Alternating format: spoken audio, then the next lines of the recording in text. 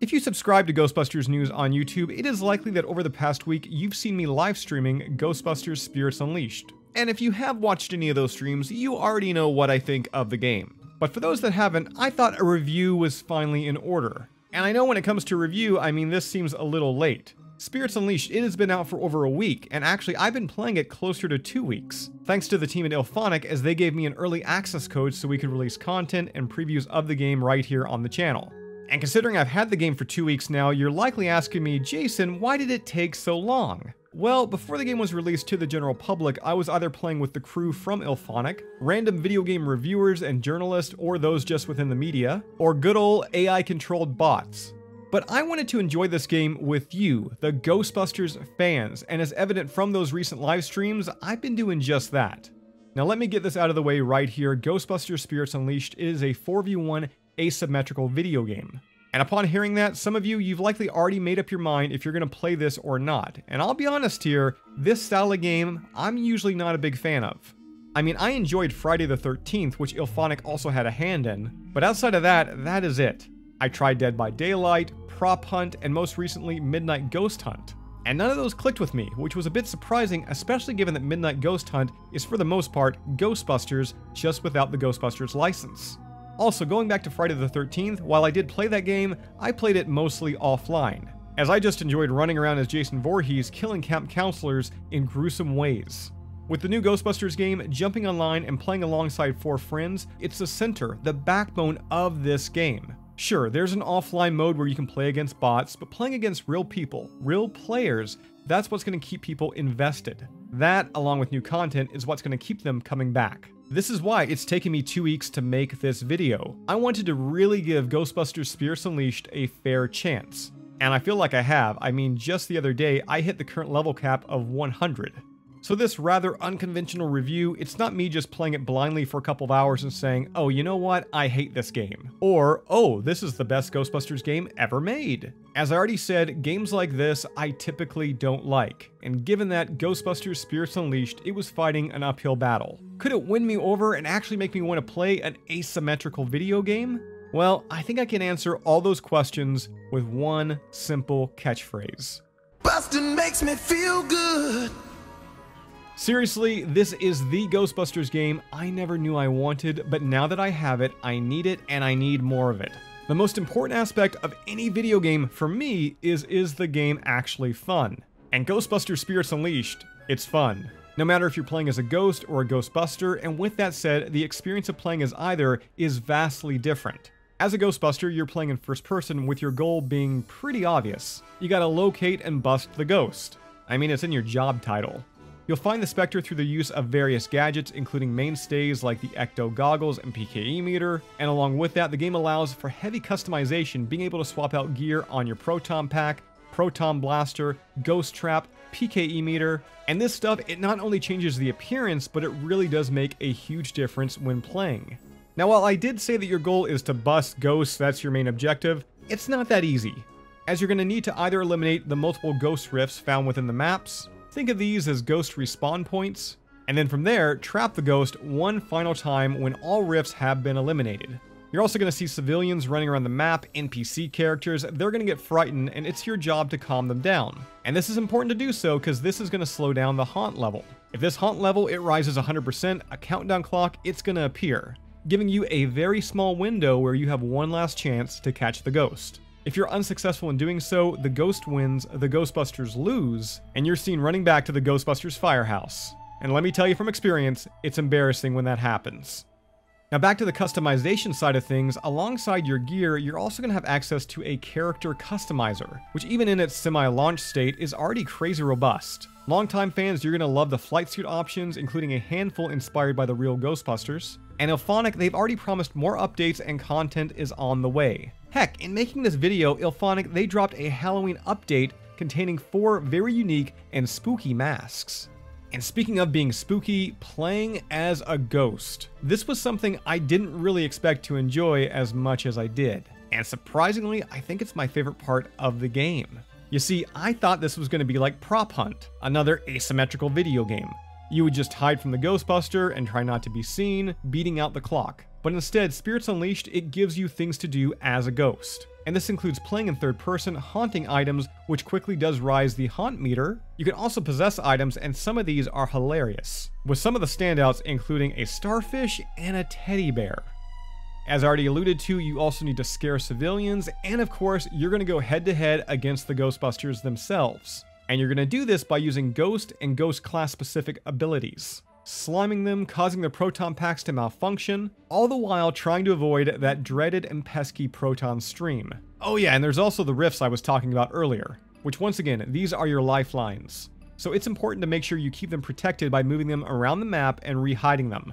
And there's quite a bit of variety when it comes to your ghost selection. Currently there are 16 in the game spread out between 4 different classes, with more already announced to be on the way. And in playing as a ghost, you're quickly going to get a favorite. I mean, at first mine was Slimer, but after playing a little while longer, you're likely going to have a handful of go-tos. And while not as robust as the level of customization given to the Ghostbusters, you can change the look of the ghosts, with each Spectre having preset color options. You want a pink Slimer? Guess what, baby? You got yourself a pink Slimer. In my first week with the game, like I said, mostly playing against bots, I found matches to be kinda one-sided, with me usually, well, always coming out on top. While there were a few times playing as a ghost I was captured, I never actually lost the match.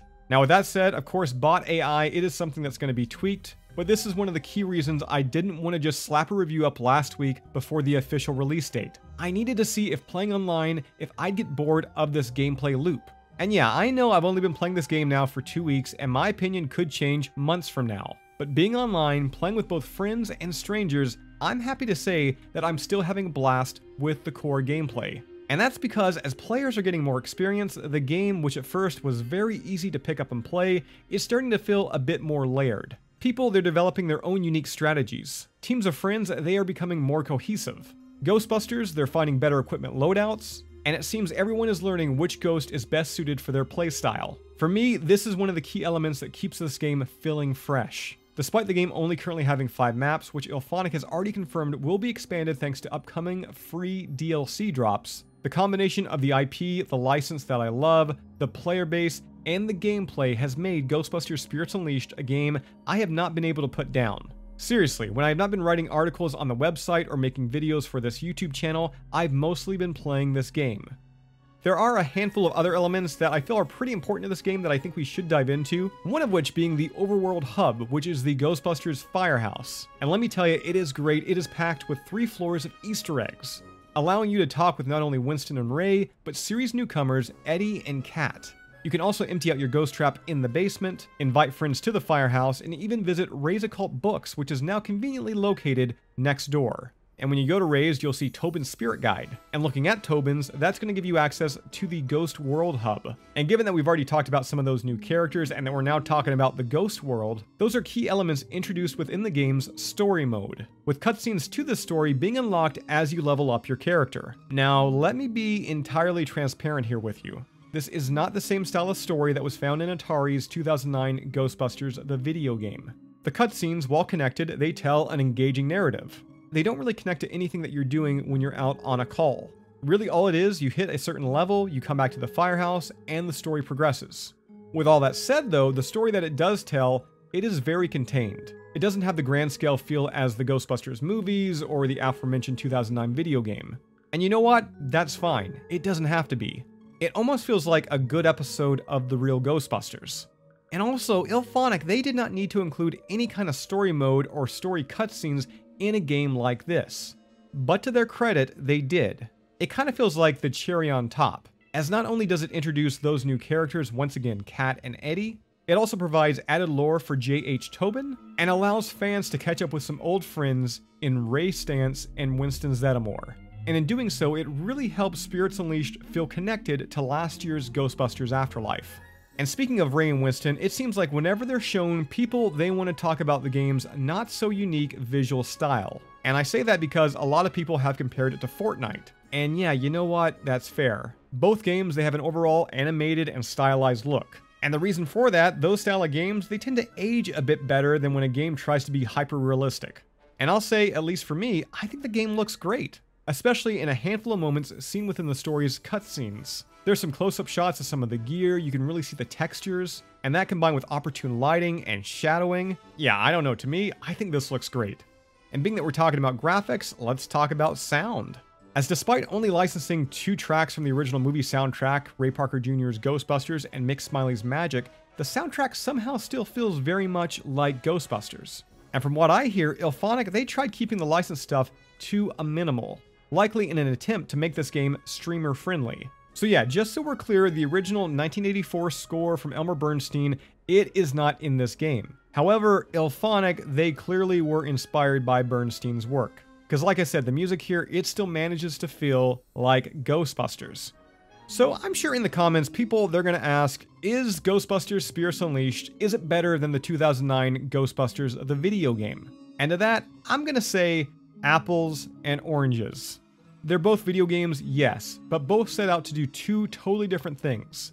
The game, the story told in the 2009 video game, it is unmatched, and a marvel for many reasons. Not only does it feel like an extension of the film series long before Ghostbusters Afterlife was a thing, but they were able to get the band back together one last time. Dan Aykroyd, Harold Ramis, Bill Murray, and Ernie Hudson. Ghostbusters Spirits Unleashed, while there is a story there, that's not the focus. The focus is the multiplayer experience. An experience that's fun and feels like you're either busting a ghost or assuming the role of a nasty little spud. And as I already said, they hit the mark. From taking out your PKE meter, tracking down a ghost, choosing when to drop your trap, working alongside your friends. IllFonic has managed to make Spirits Unleashed feel almost like a Ghostbusters simulation. Really, the only negative I see is I want more. While the 5 maps the game have, they are fun, none are the iconic locations seen in the film.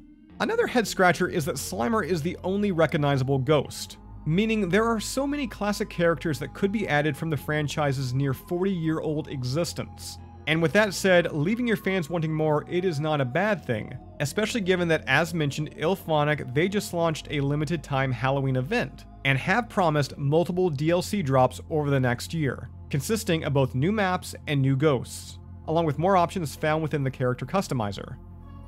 So, if you're not a fan of asymmetrical video games, can Ghostbusters Spirits Unleashed win you over? I mean, yeah, it did that for me. But if you're jumping into this expecting the 2009 video game, it needs to be said that despite being Ghostbusters and having the feel of the franchise, this is an entirely different experience. A fun, engaging experience that not only as a gamer, but more importantly, as a Ghostbusters fan, I would strongly recommend. We usually don't rate things, but in this case, we're going to make a rare exception. Ghostbusters Spirits Unleashed in its current state gets an 8.5 out of 10. That's all I've got for here right now. As always, subscribe. If you'd like to join up with Ghostbusters news, check out our Patreon page. A link to that is down below in the description, and I'll see you right back here next time.